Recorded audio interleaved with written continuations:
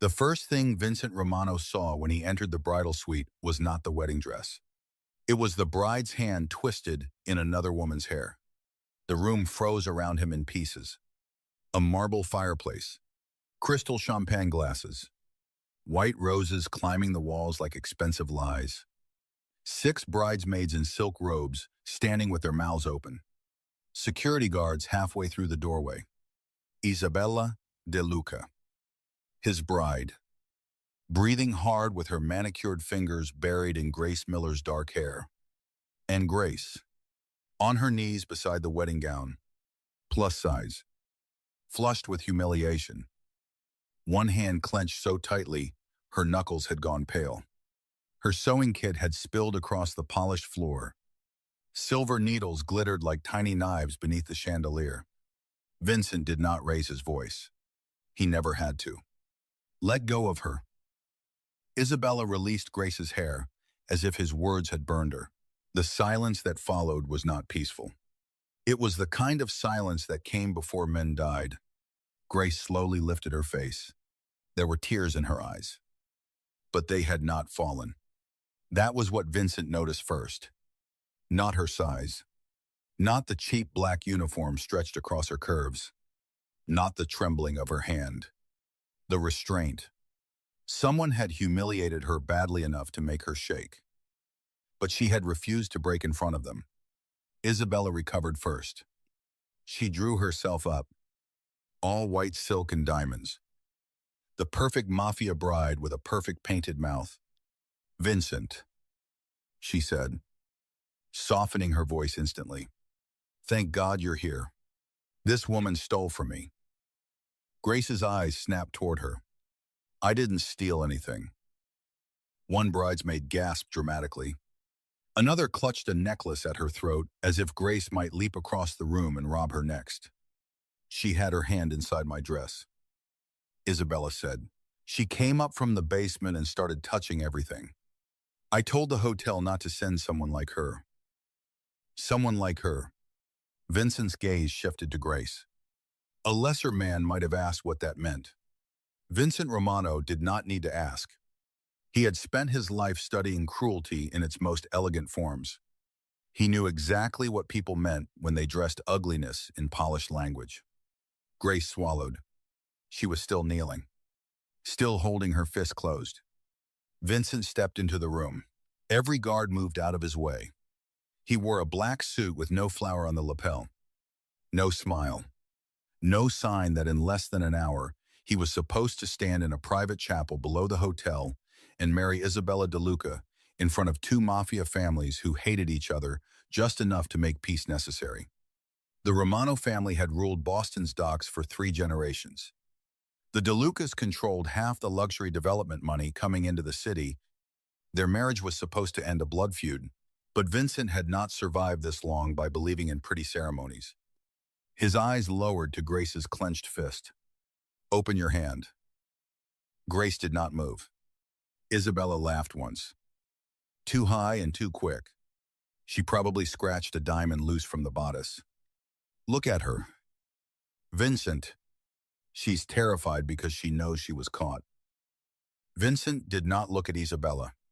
He watched Grace. Her breathing was shallow. Her cheeks were red. Her cheeks were red. A faint mark showed at her scalp where Isabella had grabbed her hair. But when she looked back at him, something sharp moved behind her fear. She was afraid of him, but not enough to obey blindly. What happens if I do? She asked. The room went colder. One of Vincent's men shifted near the wall. Stunned that a hotel seamstress had questioned him in front of the De Luca bride. Vincent's mouth did not move, but his eyes changed. Not softened. Interested. That depends, he said, on what you're hiding. Grace held his gaze for one more heartbeat. Then she opened her palm. A tiny black camera dropped onto the white wedding dress. It bounced once against the beaded bodice and rolled into the lace. The room died. No one screamed. No one breathed. Vincent stared at the device resting against the dress Isabella was supposed to wear when she became his wife. The camera was small enough to be hidden beneath embroidery, with a thread of silver wire still attached to its side. Still warm. Still recording. Isabella's face went white beneath her makeup. Grace looked at the camera, then at Vincent. "I found it sewn into the inner lining," she said quietly. "And your bride tried to take it back?" For the first time all morning, Vincent Romano looked at the woman he was supposed to marry, as if he had finally found her true face beneath the veil. "Everyone out," he said. No one moved fast enough. His voice dropped lower. "Now." The bridesmaids scattered. Security stepped back. Vincent's men entered the room like shadows taking shape. Isabella stayed where she was, trying to look offended. But fear had already betrayed her. Grace tried to stand. Her knee slipped on a fallen spool of thread. Vincent reached down and caught her elbow. His grip was firm, warm, and controlled. Grace's body went still at the contact. He released her the moment she found her balance. But the room had seen it. So had Isabella, and something dangerous began there, in that tiny space between his hand and Grace's skin. Not tenderness. Not yet. Possession before either of them understood why. Vincent turned to his capo. A gray-eyed man named Luca Santoro. "Lock down the hotel. No one leaves. Bring me the feed from every camera on this floor." Luca glanced at the device on the dress. "And the wedding." Vincent looked at Isabella. "The wedding is dead." Isabella's mouth opened. "Vincent, don't be insane. You cannot humiliate my family over some basement girl and a piece of equipment she probably planted herself." Grace flinched at basement girl. Vincent saw it. His eyes returned to Isabella, and whatever remained of ceremony vanished from his face. "You touched her," he said. Isabella blinked. "What?" "You put your hand in her hair. That is what you care about right now." "No," Vincent said. "It is what I noticed first." Grace felt those words move through her like a warning. He was not defending her because he was kind. He was cataloging violence. And now Isabella had become part of the list. The bridal suite was sealed within minutes. The hallway outside filled with Romano soldiers, DeLuca guards, hotel managers, terrified stylists, and guests whispering behind closed doors. Grace stood near the vanity, clutching her sewing kit against her stomach. She wanted to go back downstairs, back to the basement alteration room with its humming fluorescent lights and old coffee machine, back to the place where rich women dropped gowns on her table without looking at her face, back to being invisible. Invisible was safe. Invisible did not have mafia bosses staring at her as if she had just changed the shape of his life. Vincent picked up the tiny camera with a white handkerchief. His expression did not change, but his jaw tightened. "Who called her upstairs?" he asked. A hotel manager named Marina appeared near the doorway, pale and sweating. "I did. Mr. Romano." The bride requested an emergency repair. The bodice tore. Isabella's voice sharpened. Because the dress was mishandled. Grace looked up. The dress wasn't torn from wearing. Someone opened the seam from the inside and closed it again badly. Every eye turned to her. She wished she had stayed silent. But the truth had always been her worst habit. Vincent took one step closer. "How do you know?" Grace lifted the edge of the bodice with careful fingers, forgetting for 1 second that everyone in the room had mocked her for touching it. Her voice became steadier when she spoke about fabric. Fabric made sense. Fabric told the truth even when people lied. The outer stitches are couture grade. Tiny, even, angled left. But the inner repair is rushed. "See this knot? It's bulky." Whoever opened the lining didn't know how to hide the end thread under the boning. They sewed fast because they expected no one to check the inside. Vincent watched her hands. They were not delicate in the way rich people meant delicate. Her fingers were work-worn, marked by needle pricks, nails short and clean. But they moved with absolute confidence over lace worth more than her yearly salary. "What else?" he asked. Grace hesitated. Isabella whispered, "Do not answer him." That was the wrong thing to say. Vincent's eyes lifted. Grace heard the threat in the silence. She looked down at the dress again. "The thread doesn't match." She said. "The gown uses ivory silk. This repair uses white polyester. Cheap. Strong. Easy to strip fast." Luca stepped closer. "Can you tell when it was done?" Grace touched the seam. Then the stiff bodice. "After the last professional fitting. Maybe last night. Maybe this morning." Vincent turned to Marina. The manager looked like she might faint. I don't know anything about that." Grace saw Marina's hand tremble. Then she saw something else. A smear of white thread caught on Marina's black sleeve. Grace's breath caught. Marina noticed her looking. Vincent noticed Grace noticing. That was the problem with dangerous men. They saw too much. "Take Marina downstairs," Vincent said softly. "Do not let her call anyone." Marina began crying before Luca touched her arm. Isabella stepped forward. "You have no authority to detain hotel staff." Vincent finally smiled. It was the kind of smile that made people remember prayers. "This hotel belongs to me." Grace turned toward him. For the first time, she understood that the basement where she had spent 2 years hemming gowns and swallowing insults was not just a workplace. It was his property, his world. And now, whether she wanted it or not, she was inside it. Vincent looked at Grace again. "You're coming with me." Her spine stiffened. "No." A few men looked at her as if she had chosen suicide. Vincent's gaze narrowed. "No. I found your camera. I told you what I know.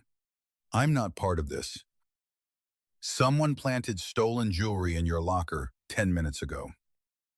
Grace went cold. "What?"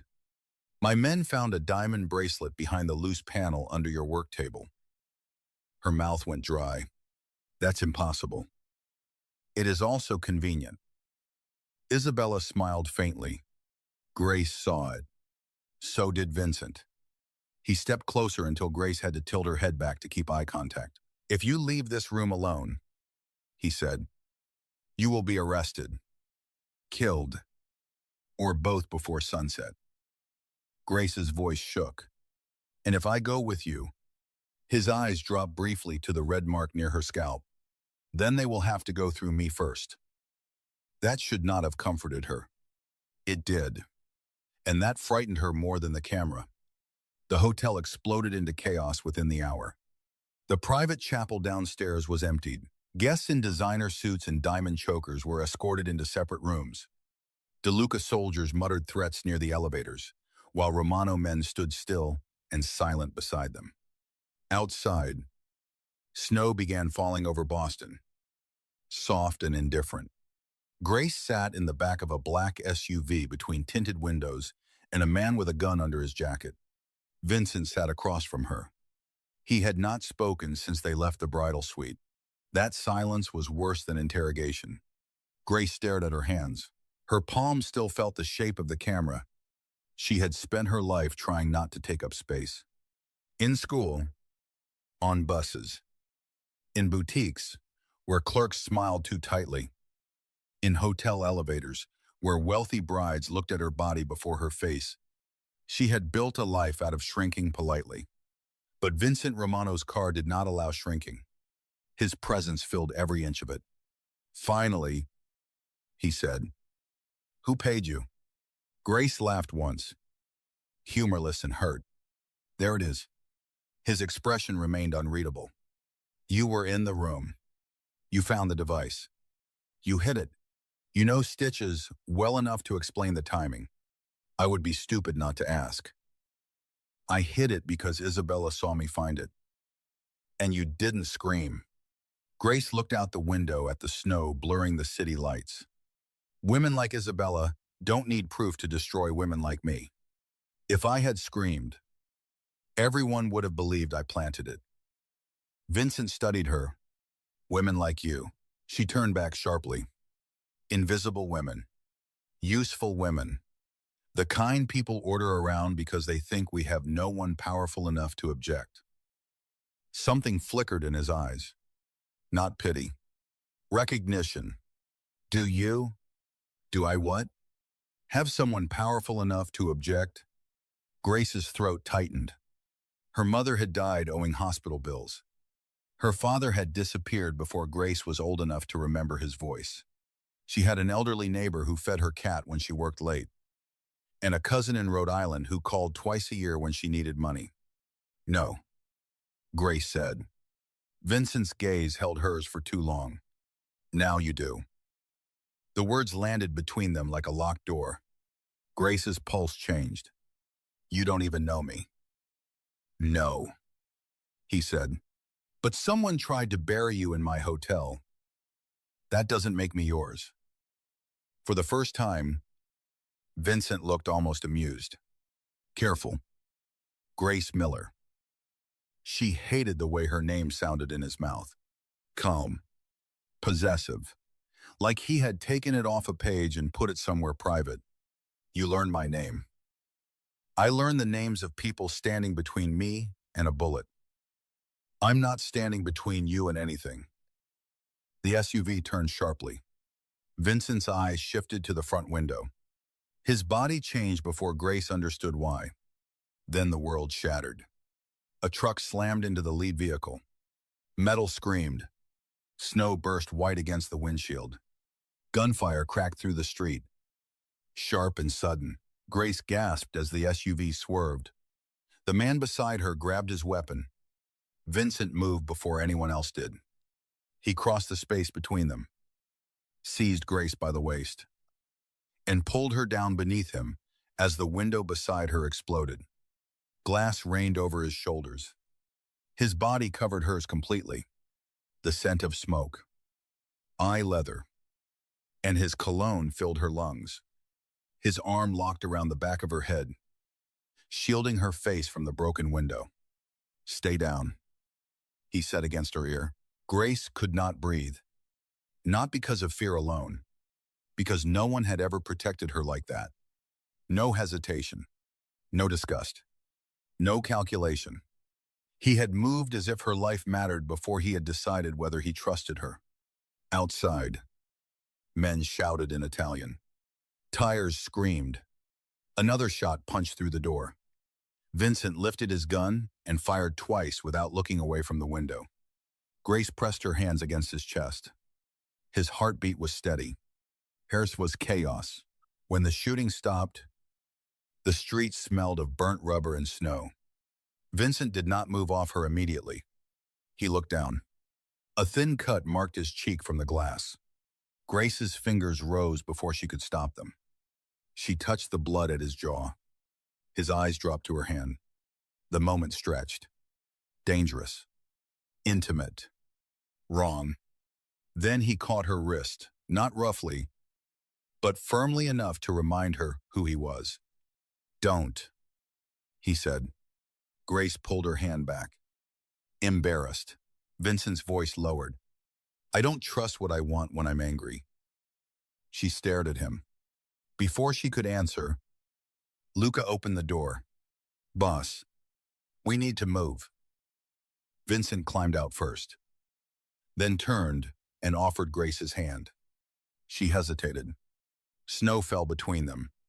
Behind him, black SUVs blocked the street like a wall. Men with weapons scanned rooftops. A city bus sat abandoned at the curb. Its passengers ducked low inside. Sirens wailed somewhere far away. Grace looked at Vincent's hand. Taking it felt like stepping deeper into a life she could never leave unchanged. She took it anyway. His fingers closed around hers.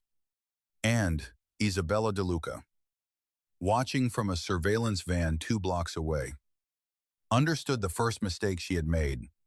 She had not simply failed to hide the camera, she had made Vincent Romano look at Grace Miller. By nightfall, Grace was inside Vincent's penthouse overlooking Boston Harbor. The city glittered below like cold jewelry. Snow blew sideways against the glass walls. The living room was all black marble, low light, and silence so expensive it felt unreal. Grace stood near the window, wrapped in a blanket one of Vincent's men had given her.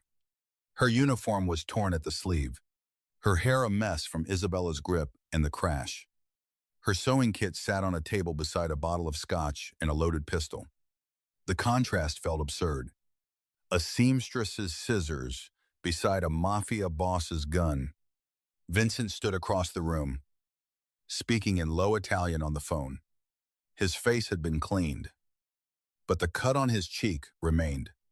Grace kept looking at it. She hated herself for looking. Luca entered with a tablet. The camera was streaming to an encrypted server. We traced part of the route through a shell company tied to DeLuca Construction. Vincent's expression did not change. And the target. And Luca glanced at Grace. Vincent said, "Speak." The device captured audio from the bridal suite, hallway, and possibly the private family room if Isabella carried the dress there earlier. Vincent went still. Grace noticed because every man in the room did too. "What family room?" she asked. No one answered. Vincent took the tablet and watched something on the screen.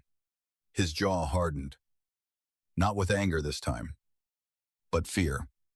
It was gone almost instantly, but Grace saw it. The feared Vincent Romano was afraid of something. Or someone. He looked at Luca.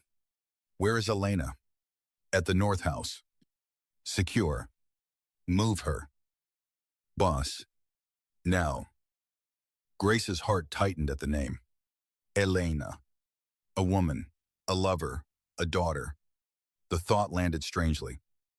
A quiet ache she had no right to feel. Vincent turned and caught her expression. "You want to ask?" Grace looked away. "It's none of my business." "Correct." His coldness should have shut her down.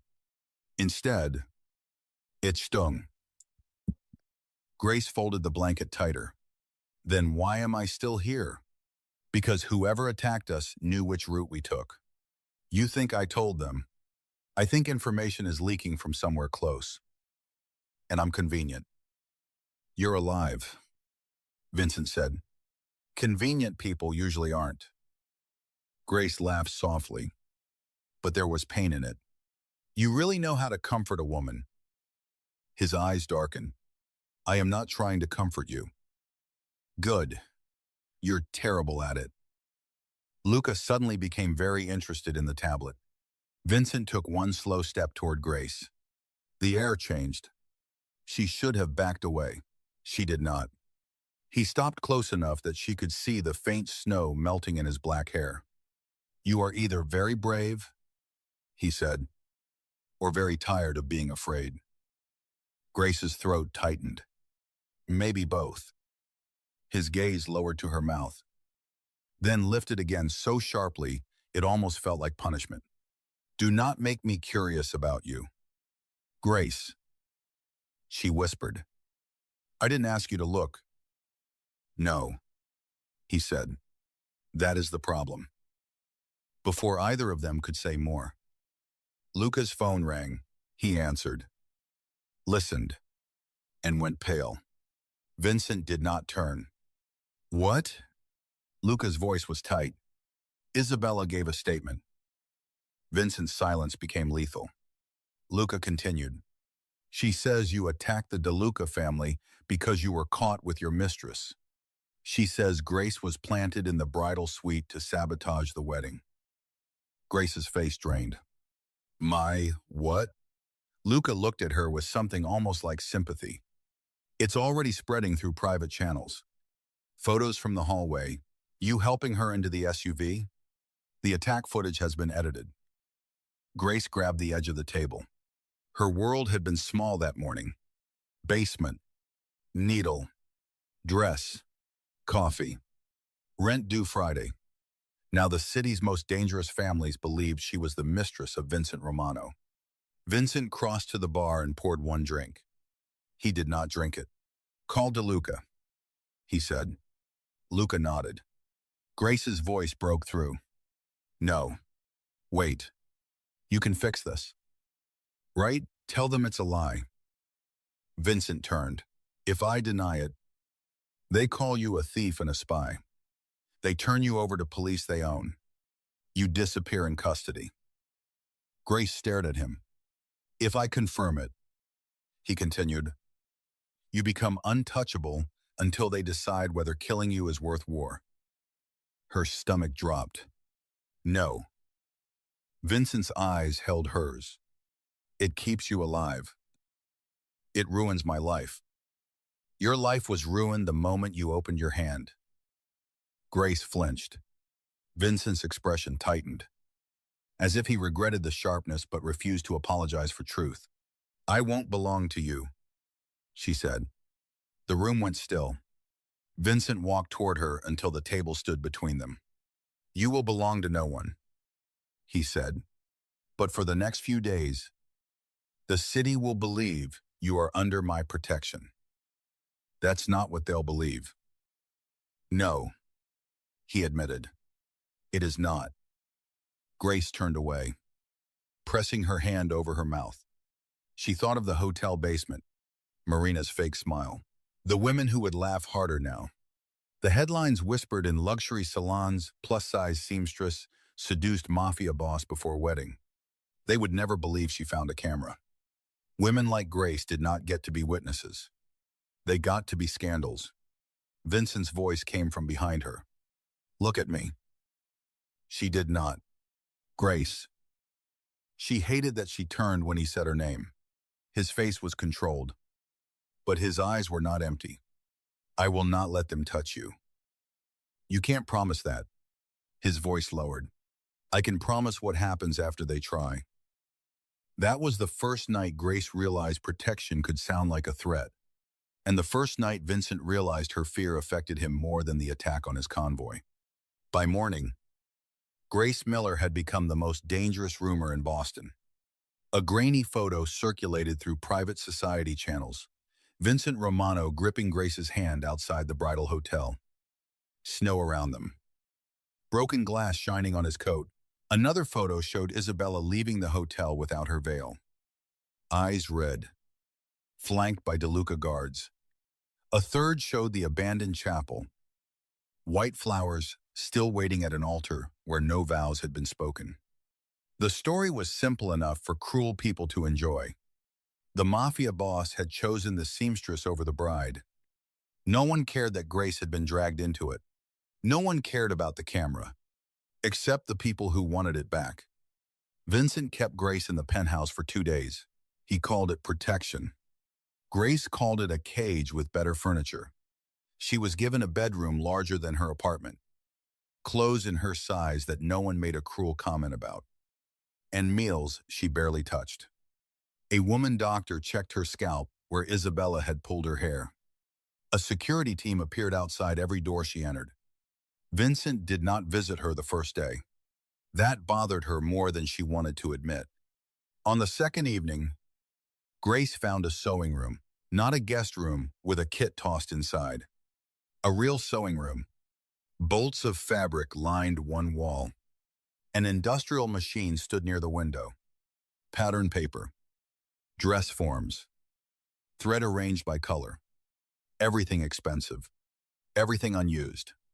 Grace stood in the doorway, stunned. Vincent's voice came from behind her. My sister used to sew. Grace turned. He stood in the hall, jacket off. Black shirt fitted over broad shoulders. Tattoos visible at his wrist where his sleeves were rolled. He looked less like a groom now and more like the man Boston feared. Dangerous. Controlled. Untouchable. She lived here? Grace asked. Sometimes. Grace looked back at the sewing machine. Where is she now? Vincent's face closed. Dead. The word was final. but grief moved beneath it like something buried alive. Grace should have said she was sorry. People always said that when they did not know what else to do. Instead, she touched the edge of the table. Did she make dresses? No. She repaired things. Jackets, curtains, torn pockets. Anything people thought was too damaged to keep. Grace felt that answer in her chest. Vincent walked into the room but stayed on the opposite side of the table, as if respecting an invisible line. Her daughter is Elena, he said. Grace looked up. The hidden fear from the night before returned to her memory. You moved her because of the camera. Vincent nodded once. She is 8. The world believes my sister's child died with her, but she didn't. No. Grace absorbed that quietly. A secret child. A hidden little girl protected by one of the most dangerous men in Boston. Isabella knew. She suspected. The camera may have confirmed it. Grace's anger toward Isabella sharpened. She was going to use a child. People use whatever hurts. The flatness of his voice told Grace he had learned that young. She studied him across the sewing table. Is that why you agreed to marry her, to protect Elena? Vincent's eyes narrowed. Careful. That means yes. That means you are asking questions that get people killed. Grace stepped around the table. Vincent watched her. Warning in every line of his body. She stopped a few feet away. You brought me here because I found the camera. But you keep looking at me like I'm another weapon pointed at your life? You might be. I'm a seamstress.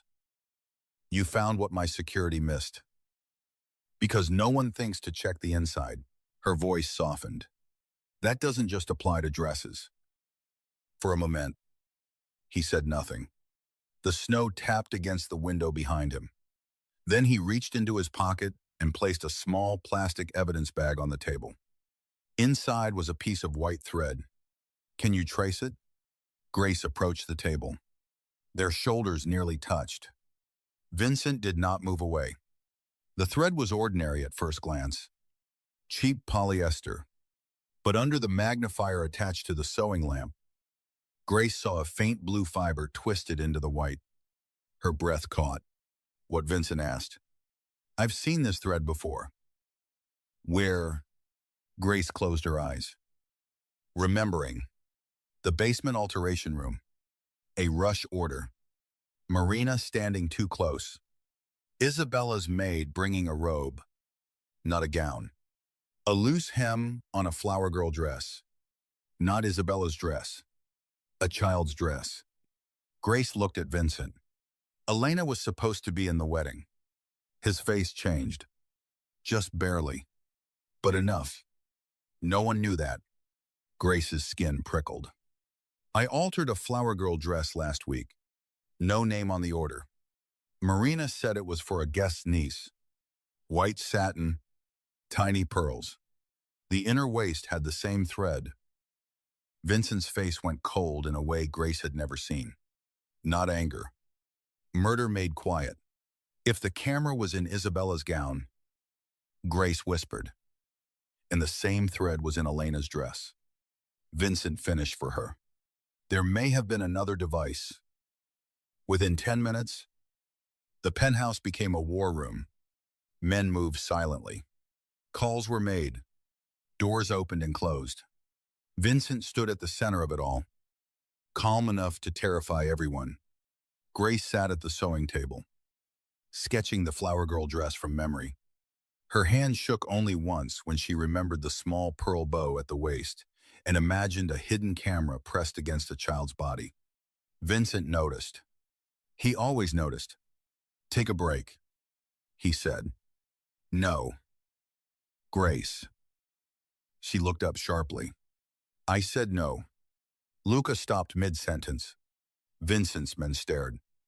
Vincent came toward her slowly. You think exhaustion makes you useful. I think Elena doesn't have time for me to be delicate. His eyes held hers. Something passed between them, then not romance. Not trust, but recognition. Two people who had both learned to keep going because someone vulnerable had needed them. A call came in from the North House. Luca answered on speaker. "We found the dress," a guard said. "Device in the waist seam. Disabled now." Vincent closed his eyes for half a second. Grace saw relief hit him like pain. The guard continued. "But there's a problem. Elena's asking for the seamstress." Vincent opened his eyes. Grace looked up. "What?" "She says the lady who fixed her dress told her the pearls look like snowberries. She wants to know if the lady is safe." Grace remembered then. A little girl in the basement doorway, bundled in a gray coat, smiling shyly while Marina argued on the phone. Grace had crouched to fix a loose pearl on the hem and told the child the beads looked like snowberries from a fairy tale. She had not known she was speaking to Vincent Romano's hidden heart. Vincent stared at Grace as if she had reached into his chest without permission. She stood carefully. "Tell her I'm safe." The guard paused. Vincent nodded. Luca relayed the message. After the call ended, Vincent remained silent. Grace gathered the sketches and set them aside. "You never told me she came to the hotel," Vincent said. "I didn't know who she was." "But you remembered her." Grace's expression softened despite everything. "Children are easy to remember when adults are cruel." That hit him. She saw it before he buried it. Vincent turned away, looking out at the harbor. "My sister used to say something like that."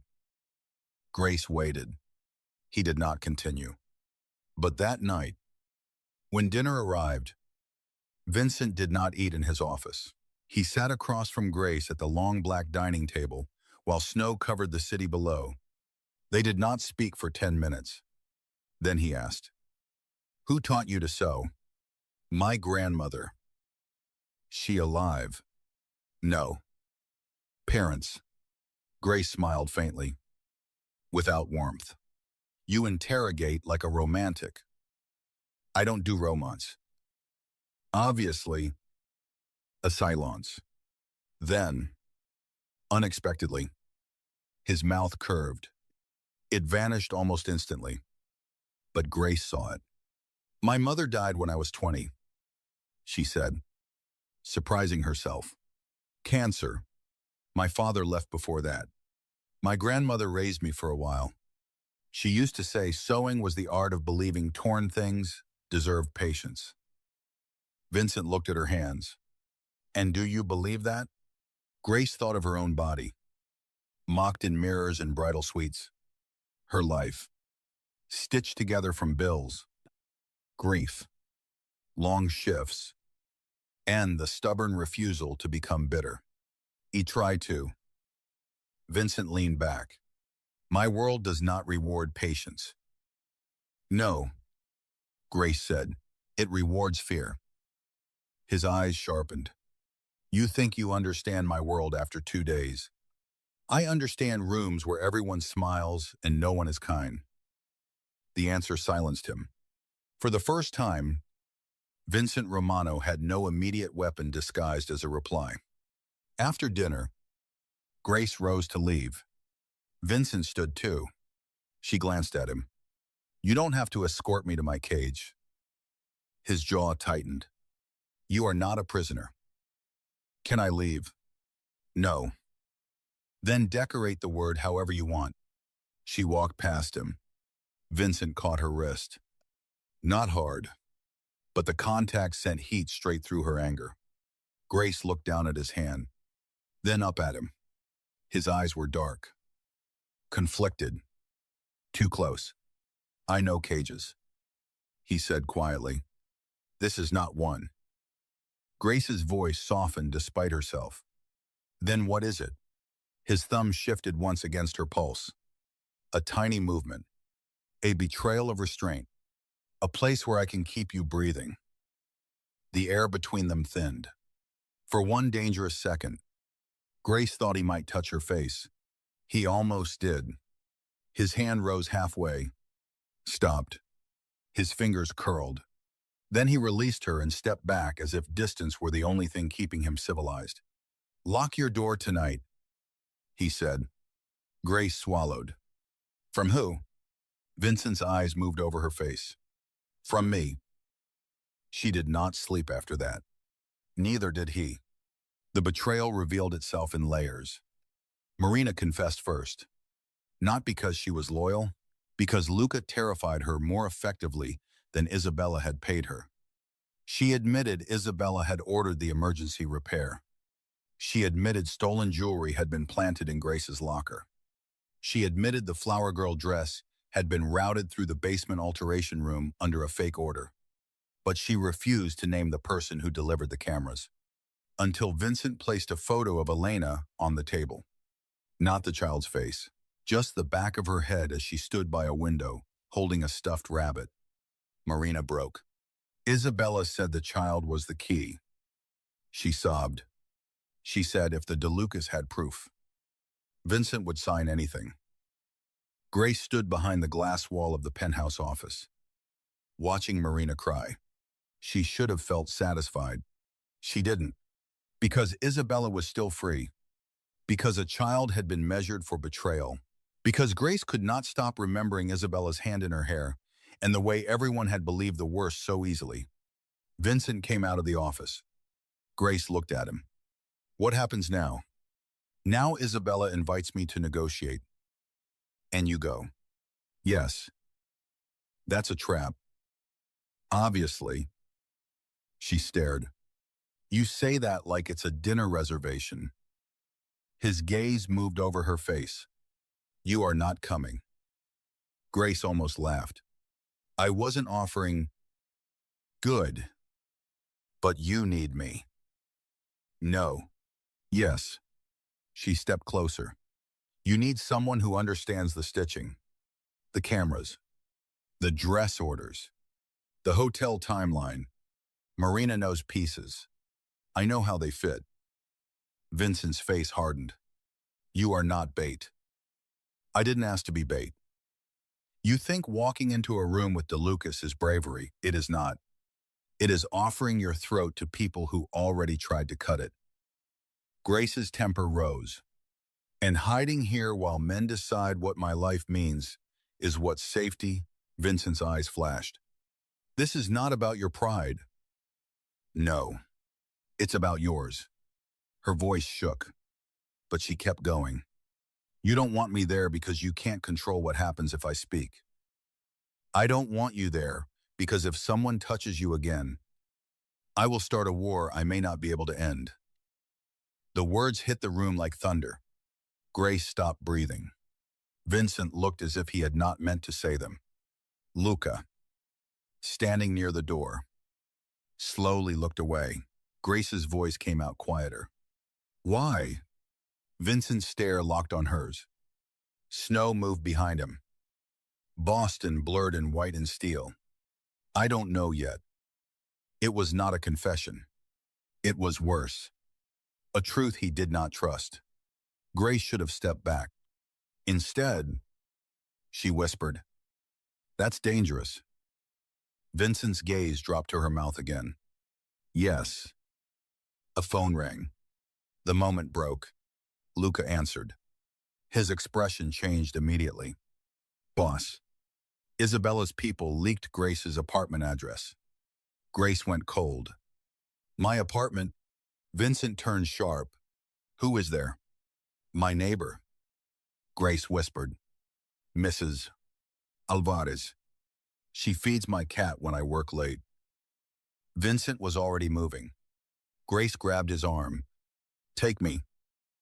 No. She won't open for men with guns. She'll open for me. Vincent stared at her. Furious. Grace stared back. Terrified. She's 74. She said.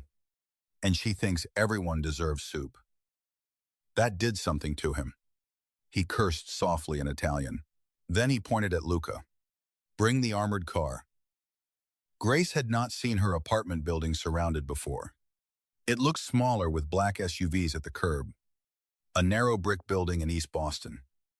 3 floors. Old windows. A broken intercom. Snow gathering on the front steps. Police lights flashed at the corner, but no officers came close. Vincent's influence held the street in its fist. Grace climbed out before Luca could stop her. Vincent caught up instantly. "You stay behind me. This is my home." "That does not make it safe."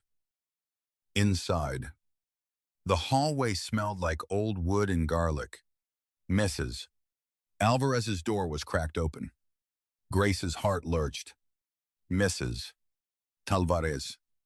A tiny sound came from inside. Vincent pushed the door open with his gun raised. The apartment was torn apart. Cushions slashed.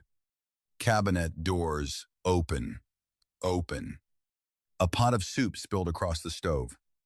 Mrs. Alvarez sat on the floor near the kitchen, shaking but alive, with duct tape around one wrist where she had worked herself free. Grace ran to her. The old woman burst into tears. "They were looking for you. Mia. They said you stole from a bride. I told them you only steal buttons from old coats." Grace laughed and cried at the same time. Vincent stood above them, his face carved from stone. "Did they hurt you?" he asked. Mrs. Alvarez looked up at him. Most people trembled when Vincent Romano spoke. Mrs. Alvarez narrowed her eyes.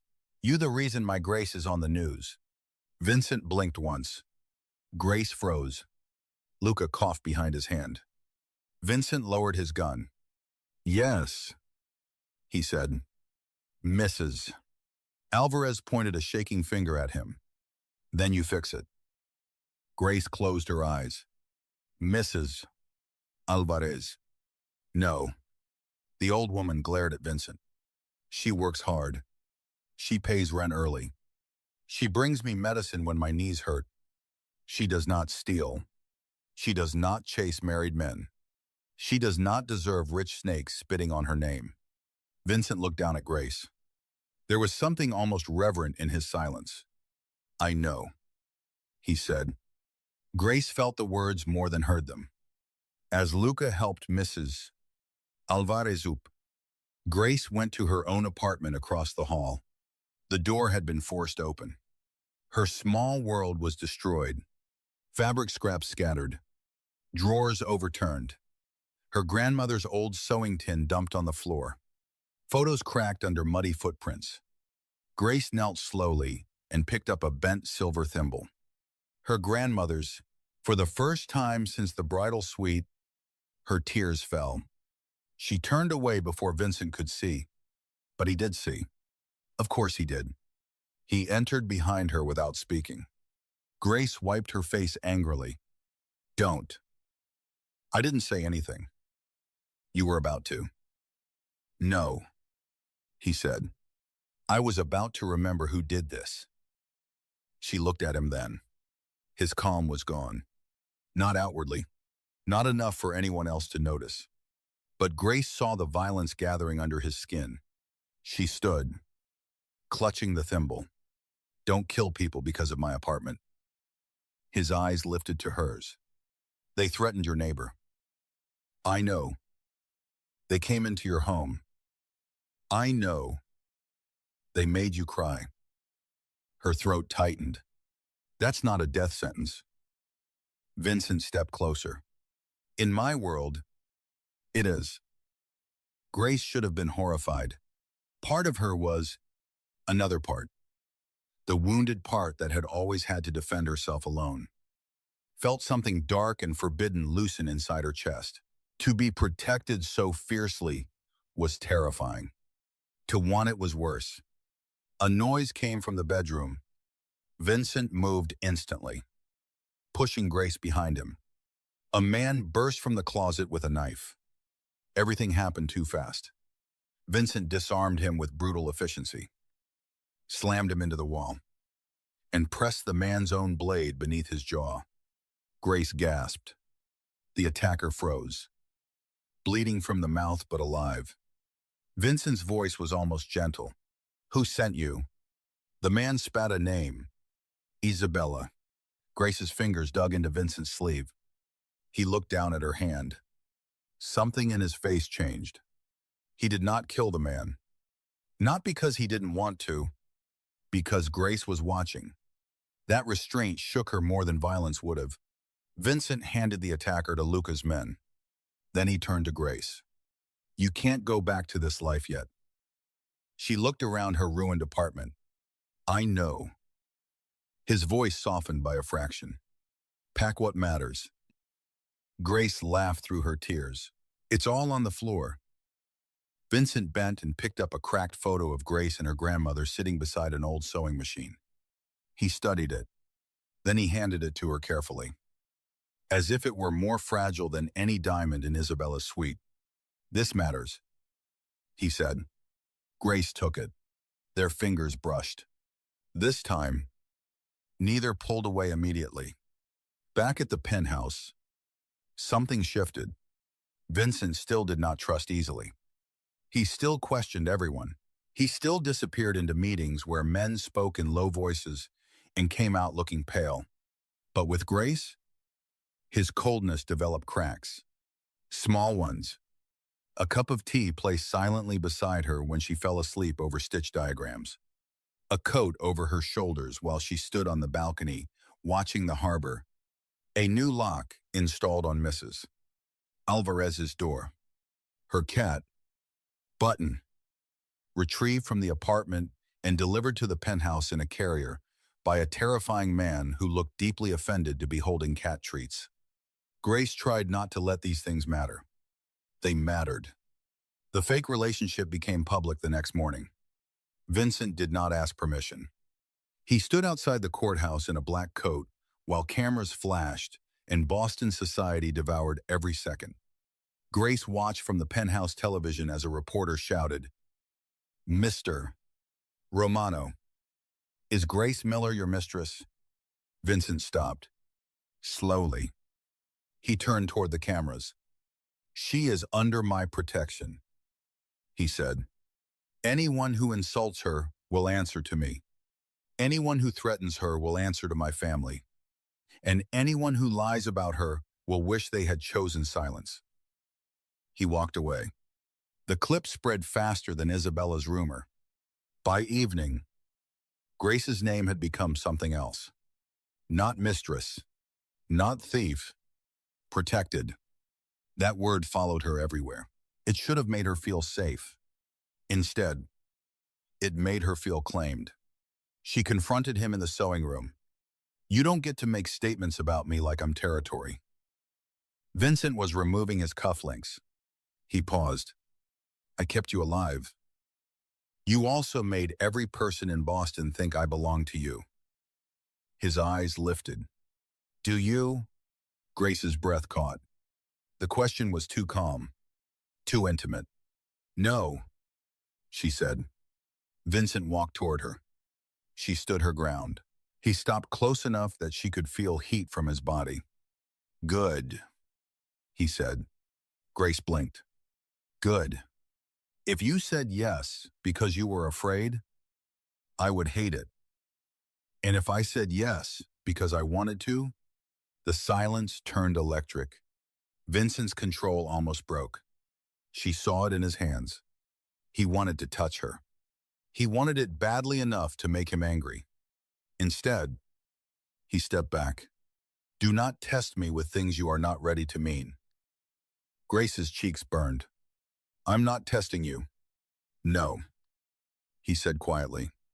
You're trying to understand why you feel safe with a man you should run from. Her breath left her. He had named it. Cruelly. Accurately, she looked away first. That doesn't mean I trust you. I know.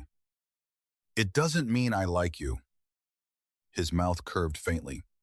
I know that too. Grace hated that the almost smile made her heart stumble.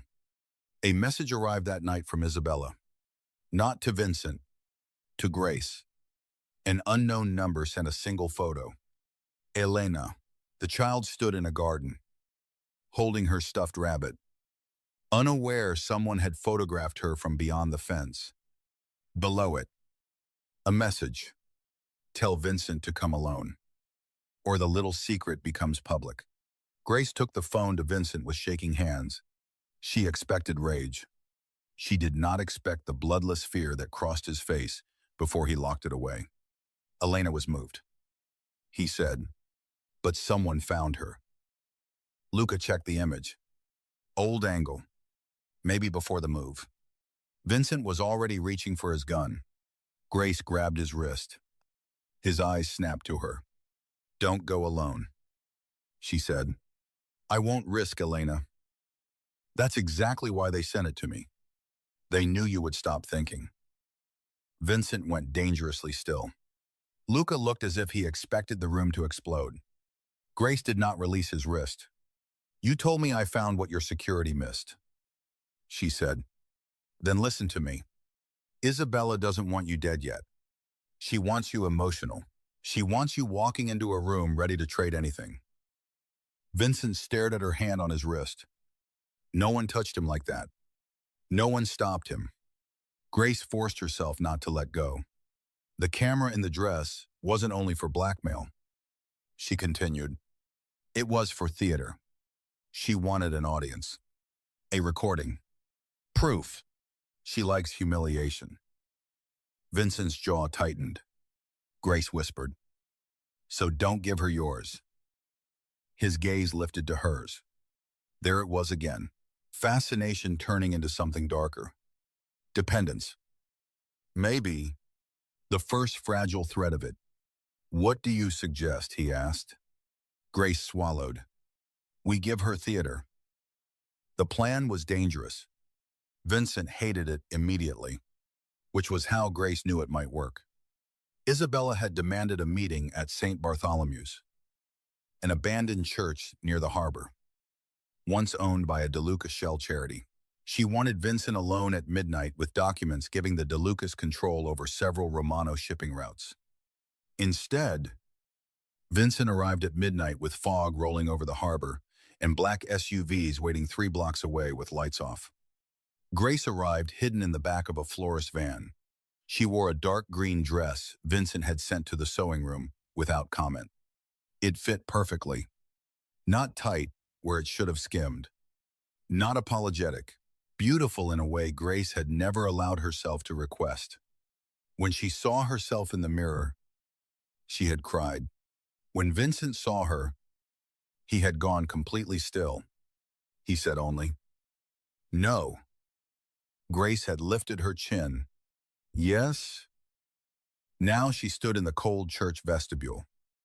A small transmitter sewn into her sleeve. Her grandmother's thimble on a chain beneath her dress.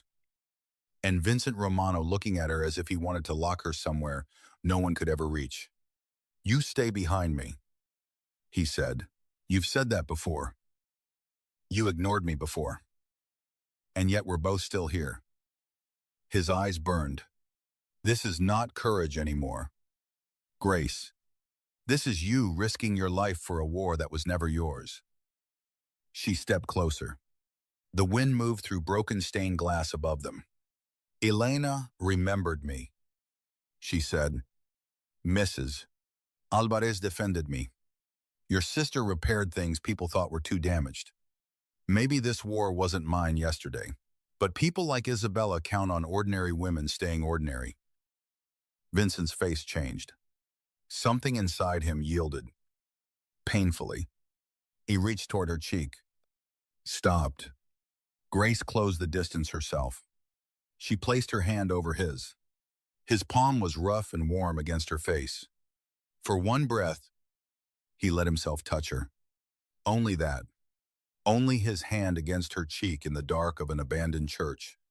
It felt more intimate than a kiss. If this goes wrong, he said, I will burn the city to find you. Grace whispered. Then don't let it go wrong.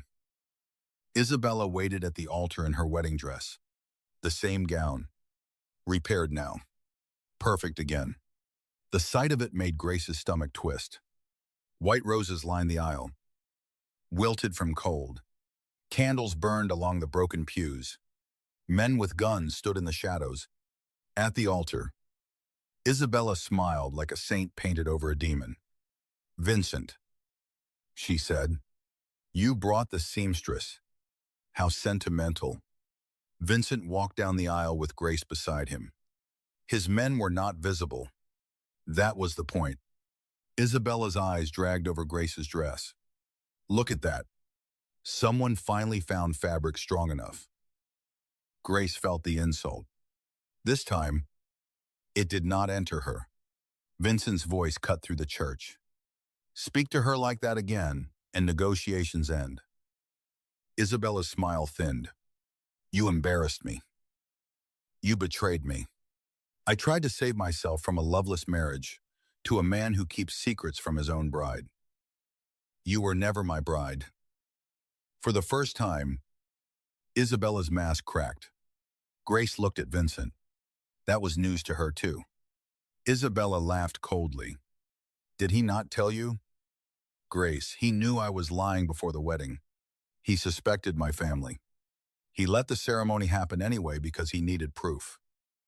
Grace's chest tightened. Vincent did not look at her. Isabella saw the wound land and pushed. He used you. Your humiliation. Your little discovery. You were convenient. Grace's throat closed. The church seemed to tilt. Vincent finally turned his head. Grace. She stepped back. Not far, but enough. Enough for Vincent to feel it. Isabella smiled. There it was. Emotional manipulation. Sharpened like a blade. Grace looked at Vincent. Is that true? His silence answered first. Then he said, part of it. Pain opened in her chest. You knew something might happen upstairs. I knew Isabella might move against me. I did not know she would use you. But you let the wedding happen. Yes. Grace nodded slowly. The cold entered her bones. Vincent's eyes darkened. I have made worse choices to keep Elena alive. I believe you, Grace said. That's what hurts. Isabella clapped softly. How touching. Now, Vincent, sign the transfer papers. Hand over the camera evidence. And I will consider letting your seamstress walk out with her dignity. Vincent looked at her. You still think this is about shipping routes? Isabella's smile faded. Grace lifted her hand. The sleeve of her green dress had come loose at the cuff. A tiny lens glittered from inside the seam. Isabella stared. Grace's voice was steady. You taught me something in the bridal suite, she said. People confess more when they think they're the one holding the camera. The church doors burst open. Luca and Romano men entered from the rear. At the same moment, two DeLuca guards turned their weapons away from Vincent and toward Isabella's men. Double betrayal. But this time, Vincent had bought it first. Isabella screamed. Gunfire shattered the stained glass. Vincent moved instantly, pulling Grace behind a stone column as bullets tore through roses and candles. The church erupted into chaos, men shouting, pews splintering, glass raining colored fragments over the aisle like broken jewels. Grace hit the floor. Vincent covered her again. Just like the SUV, but this time, his body jerked. Once. Hard. Grace heard the sound he tried not to make. Her hands flew to his side. Warm blood spread beneath her fingers. Vincent. His jaw clenched. Stay down. You're hit. I've been worse. Don't you dare say that like it helps. A bullet cracked against the column. Vincent fired back with one hand, the other gripping Grace's waist to keep her behind him. Across the church, Isabella tried to run through the side door. Grace saw the wedding gown catch on a broken pew. The same bodice where the camera had been hidden tore open. Wires spilled out. Not one camera. 3. Vincent saw them too. His eyes went black. Luca reached Isabella. Before she escaped, she fought like a trapped animal, screaming about families, contracts, bloodlines. The insult of being replaced by some fat girl with a needle. The church went silent enough for everyone to hear it. Grace stood slowly from behind the column. Vincent tried to stop her. She moved anyway. Blood on her hands, glass in her hair, green dress torn at the sleeve. She walked down the aisle toward Isabella. Every man watched her. Isabella laughed wildly. "What are you going to do, hem me to death?" Grace stopped in front of her. For years, she had swallowed words until they became stones inside her. "Not tonight." "No," Grace said. "I'm going to let everyone see what you were so desperate to hide." She reached for the torn bodice and pulled out the wire bundle, exposing the hidden devices in the gown. Luca's men filmed everything. The confession, the cameras, the transfer documents, the threats against Elena. Isabella's power drained from her face. Grace looked at Vincent. He was still standing, one hand pressed to his bleeding side, eyes fixed on her with something raw and unguarded. Fear. Not for himself. For her. That fear broke what Isabella's words had wounded. Grace turned back to the bride. "You laughed because you thought touching your dress was the closest I'd ever get to power," Grace said softly. "But I know how seams work. Pull the right thread, and the whole lie comes apart." Vincent stared at her like she had become the most dangerous woman in the room. And maybe, for that moment, she had.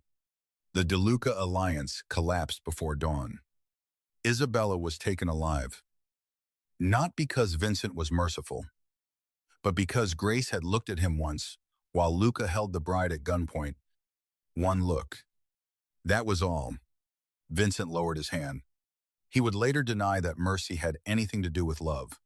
No one believed him. The evidence from the church moved faster than Isabella's lies. Every private channel that had mocked Grace received footage of the hidden cameras sewn into the wedding gown. Marina's confession followed. Then, the apartment attack. Then, the threat against Elena. By sunrise, Boston knew Grace Miller had not ruined a mafia wedding. She had exposed a betrayal. Vincent collapsed in the penthouse elevator at 612 a.m. Grace was beside him when it happened. One moment he was standing through sheer arrogance. The next, his hands slipped from the wall and his weight dropped. "Vincent." Luca caught him before he hit the floor. But Vincent's eyes searched for Grace first. That terrified her more than the blood. At the private hospital, men filled the hallways. Doctors moved fast. Luca tried to keep Grace in the waiting room. She refused. "I have his blood on my hands," she said. "Do not tell me to sit politely." No one argued. Hours passed beneath fluorescent lights. Grace washed Vincent's blood from her skin and watched the water turn pink. She hated the color. Hated that her body remembered the weight of him shielding her. Hated that Isabella had been partly right. Vincent had used the wedding to expose betrayal, but he had also bled for Grace. Both truths lived inside her. When the doctor finally allowed her into his room, Vincent was awake. Of course he was. He looked pale, furious, and offended by the existence of medical weakness. Grace stood in the doorway. "You're supposed to be sleeping. You're supposed to be safe." She walked in slowly. A bandage wrapped his side beneath the hospital gown. Without the suit, without the gun, without men flinching around him, he should have seemed less dangerous. He didn't. He seemed more human. That was worse. Grace stopped beside his bed. "Is Elena safe?" "Yes." "Mrs. Alvarez. New apartment. Better locks. Same soup complaints." Grace smiled despite herself. Then silence returned. The real kind. The painful kind. Vincent looked at her. "You heard Isabella?" "Yes." "I suspected betrayal. I did not know where it would come from. But you let everyone enter that room knowing something might break." "Yes." Grace nodded. Thank you for not lying. His jaw tightened. Do you hate me? I should. That is not an answer. Grace sat in the chair beside his bed. I hate that part of me understands why you did it. I hate that you scare me. I hate that when the shooting started, the safest place in the world was under your body. His eyes closed briefly. Grace's voice trembled. I hate that I don't know how to go back to being invisible after being seen by you.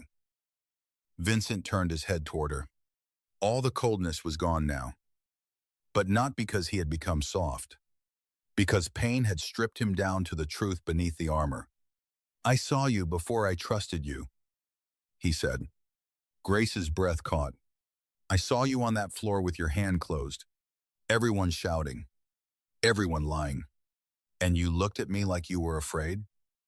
But you still asked what would happen if you opened your hand. His voice lowered. I have ruled men for 15 years. I have watched powerful people beg.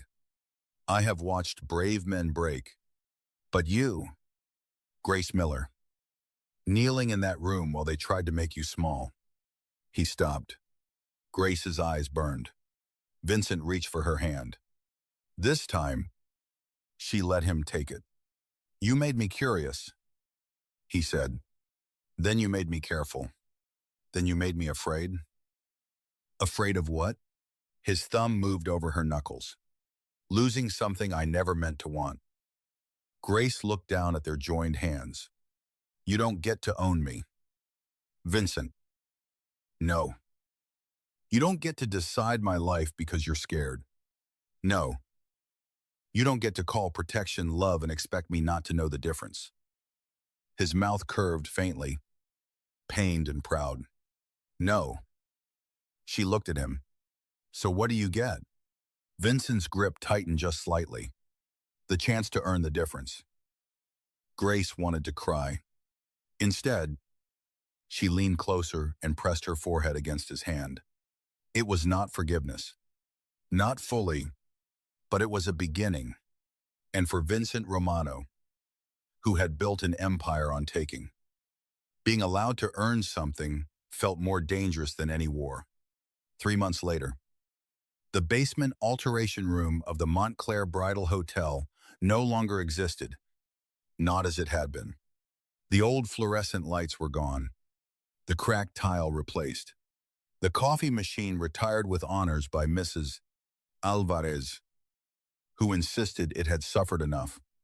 In its place stood Miller House Atelier, a bright, elegant studio with tall mirrors, velvet chairs, and a brass plaque by the door. Grace Miller, owner and head seamstress. Not Vincent's name, not Romano money displayed like ownership. Grace's. He had offered to buy the entire hotel and give it to her. She had told him that was not romantic. That was alarming. So instead, she negotiated. A real lease, her own company, her own staff, her own rules. No bride was allowed to insult anyone in her atelier. The first woman who tried found herself escorted out by a smiling receptionist and 2 very large men who claimed to be building security. Though everyone in Boston knew better, Grace became known for impossible repairs. Not just dresses, reputations, confidence. Women who had been told they were too large, too plain, too old, too much. Grace dressed them like they deserved to be looked at without cruelty. Some clients came for the scandal. Most stayed because Grace understood the secret language of seams. Vincent came every Thursday after closing. Always in black. Always with guards who waited outside. Always pretending he had a reason. A contract to review. A security concern. A button missing from his cuff. Grace always pretended to believe him. On a snowy evening in March, he arrived with Elena. The little girl wore a blue coat and held her stuffed rabbit by one ear. She ran to Grace immediately. You said pearls look like snowberries, Elena announced. Uncle Vincent said snowberries are not real. Grace looked over Elena's head at Vincent. He's wrong. Vincent lifted an eyebrow. Grace crouched. Some things are real because someone kind imagined them first. Elena considered this deeply, then nodded. Vincent watched Grace with the child, and something quiet moved across his face. Grace saw it. The man who could terrify a city was helpless before tenderness. After Elena fell asleep on the atelier sofa beneath a roll of satin, Vincent stood beside Grace near the front window. Snow drifted over Boston. Across the street, the bridal hotel glowed gold. 3 months earlier, Grace had walked into that building invisible. Now women crossed the city to be seen by her. Vincent held out a small box. Grace stared at it. If that's a ring, I'm throwing it at you. His mouth curved. It is not a ring. She narrowed her eyes. You look too pleased with yourself. I often do. Vincent. He opened the box. Inside lay a tiny black camera, crushed flat and sealed beneath glass, set into a silver frame like a strange pendant. Grace went still. The first one, he said. From the dress. Her throat tightened. You kept it. I keep reminders. Of betrayal. Of the moment my life changed direction. Grace looked up. His voice was calm, but his eyes were not. I had it sealed so it can never record anything again. She touched the glass. The thing that had nearly destroyed her had been made harmless. Contained. Transformed. Like a torn seam repaired so carefully, the damage became part of the design. I don't know whether this is disturbing or beautiful, she whispered. With us, Vincent said, it may always be both. Grace laughed softly. Then the laugh faded. He stepped closer. Not touching. Waiting. He had learned that the waiting. The asking without words. Grace lifted her face. You can kiss me now. His control broke quietly. Vincent cupped her face with both hands, as if she were something precious and dangerous, and finally within reach. His mouth touched hers slowly at first, restrained even now, giving her room to pull away. She did not. Grace kissed him back, and the city outside disappeared. There was no bridal suite, no mocking bridesmaids, no hidden camera, no blood on church stone, no rumors, no shame. Only Vincent's hands trembling slightly against her face. Only Grace standing fully in her own life. No longer shrinking. No longer invisible. When he pulled back, he rested his forehead against hers. I love you, he said. The words sounded unfamiliar in his voice. Not weak. Not soft. Costly. Grace closed her eyes. I know. His breath warmed her mouth. That is a cruel answer. She smiled. I learned from dangerous people. Vincent's quiet laugh moved through her. Then she opened her eyes. I love you too, she whispered, but I'm still not yours. His thumb brushed her cheek. No, he said. You are not mine. Grace waited. Vincent looked at her as if every empire he had built was suddenly less important than getting the next words right. I am yours, he said. Behind them, Elena stirred in her sleep and murmured something about snowberries. Grace smiled through tears. Vincent wrapped his coat around her shoulders and drew her carefully against him. Not to hide her, not to claim her, but to stand with her in the golden light of the atelier she had built from the ruins of humiliation.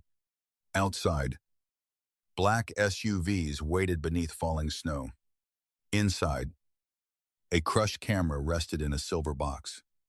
And Grace Miller, the woman they had laughed at for touching a wedding dress, stood in the arms of the most feared man in Boston, no longer a scandal, no longer a secret, no longer invisible. Vincent looked down at her. "Marry me someday," he said. Grace raised an eyebrow. "That was not a question. I am practicing patience." "Try again."